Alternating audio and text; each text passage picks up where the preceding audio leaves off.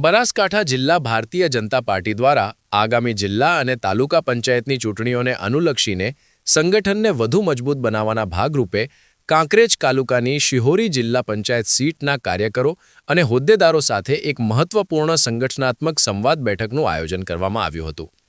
આ બેઠક બનાસકાંઠા જિલ્લા ભાજપ પ્રમુખ શ્રી કીર્તિસિંહ વાઘેલાની અધ્યક્ષતામાં યોજાઈ હતી।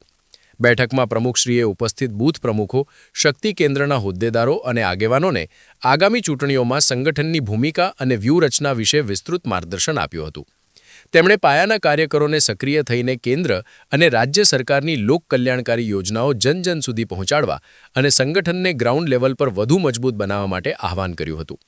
આ પ્રસંગે જિલ્લા ભાજપ મહામંત્રી શ્રી રસિકજી ઠાકોર, જિલ્લા ભાજપ ઉપપ્રમુખ અને જિલ્લા સંગઠન મંત્રી હંસપુરી બાપજી, જિલ્લા પંચાયત સદસ્ય સુખદેવસિંહ સોઢા તથા પૂર્વ મહામંત્રી ભારતસિંહ ભટ્ટેસરિયાએ પણ સંબોધન કર્યું હતું।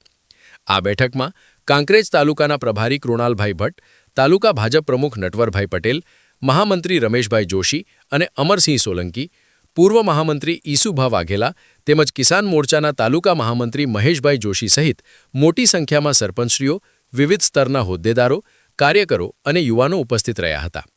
કાર્યકરોમાં ભારે ઉત્સાહ જોવા મળ્યો હતો અને આગામી ચૂંટણીમાં ભવ્ય વિજય મેળવવા માટે સંકલ્પબદ્ધ થયા હતા।